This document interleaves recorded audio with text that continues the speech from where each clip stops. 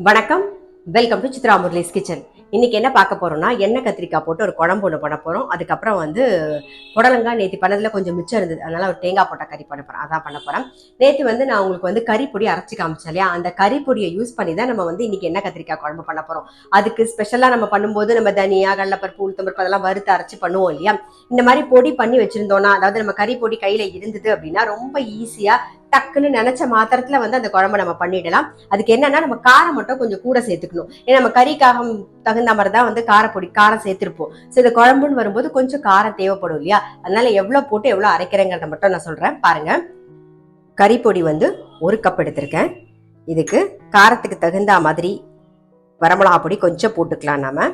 அதுக்கப்புறம் தேங்காய், நல்ல ஒரு கப்புக்கு தேங்காய், இதை மாத்திரம் அரைச்சி எடுத்துட்டு வந்துருவோம்.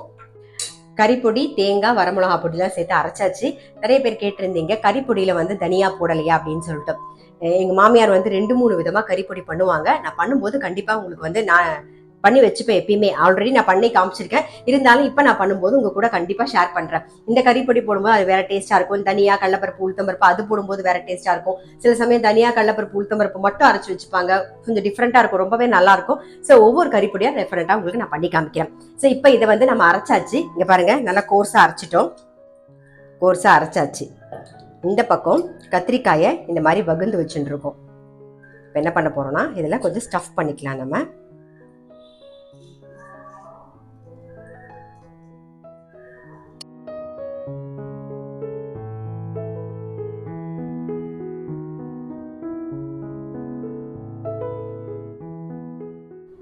இந்த மாதிரி வச்சுக்கணும். இதே மாதிரி எல்லாத்துலயுமே ஸ்டஃப் பண்ணிக்கலாம் நம்ம.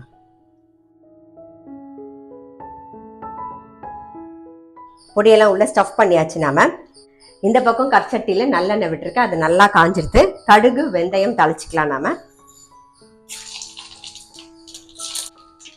கொஞ்சம் கருவேப்பிலை, மஞ்சள் பொடி, ஸ்டஃப் பண்ண கத்திரிக்காயை அதில் கடாயில் இதில் போட்டுடலாம்.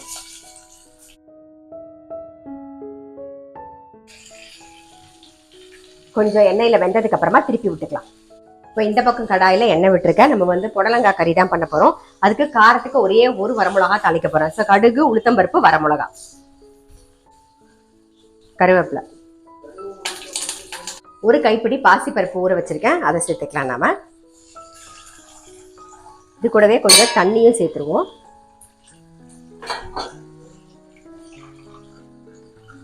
மூடி வச்சிடலாம், பாசிப்பருப்பு வேகட்டும். கத்திரிக்காயை திருப்பி விட்டுக்கலாம். பார்த்தீங்கன்னா தெரியும், ஒரு பக்கம் ஓரளவுக்கு வெந்திருக்கும் பாருங்க.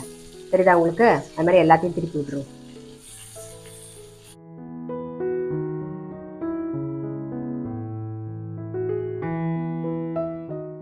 நம்ம இப்போ கறிப்பொடி யூஸ் பண்ணி எண்ணெய் கத்திரிக்காய் குழம்பு பண்றோமா, இது டக்குன்னு நம்ம எண்ணெய் கத்திரிக்காய் குழம்பு சாப்பிடணும் போல ஆசையா இருந்ததுன்னா உடனே அந்த பொடியை யூஸ் பண்ணி பண்ணலாம்.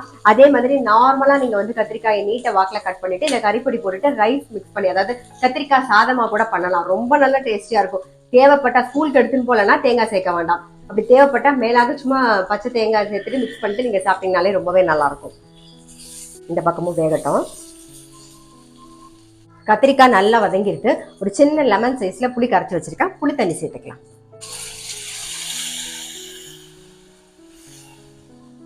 இது கூடவே உப்பையும் சேர்த்துப்போம். ஆல்ரெடி நம்ம பொடியில கொஞ்சம் உப்பு இருக்கும், இருந்தாலும் தேவைப்படும். கொஞ்சமா வெல்லம்,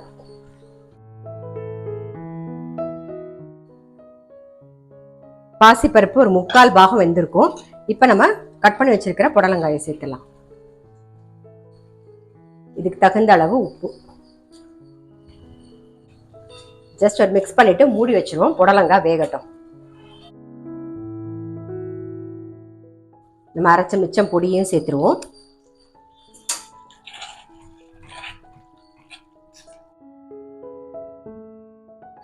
நல்லா கொதிச்செடுத்து நம்மளோட எண்ணெய் கத்திரிக்காய் குழம்பு ரெடி. அதில் கொஞ்சம் கருவேப்பிலை, பச்சை கருவேப்பிலை மேலாக போட்டு ஆஃப் பண்ணிடுவோம். அவ்வளோதான். ஸோ இந்த பக்கம் புடலங்காய் வெந்திருக்கும், பார்த்துடலாம். இன்னும் கொஞ்சம் வேகணும். ஸோ மூடி வச்சிருவோம், வேகட்டும்.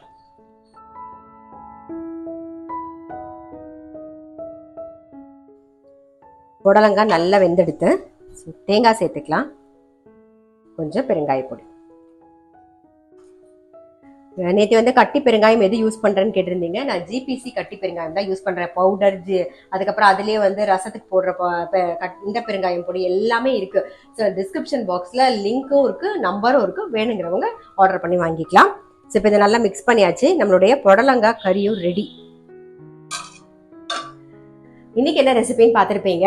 எண்ணெய் கத்திரிக்காய் குழம்பு. இது வந்து நம்ம கறி பொடியை வச்சு சிம்பிளா டக்குன்னு பண்ணணும்னு நினைக்கும் போது உடனே பண்ற மாதிரி நம்ம பண்ணியிருக்கோம். ஸோ டெஃபினட்டா வந்து அதை ட்ரை பண்ணி பாருங்க. ரொம்ப ரொம்ப டேஸ்டியா இருக்கும்.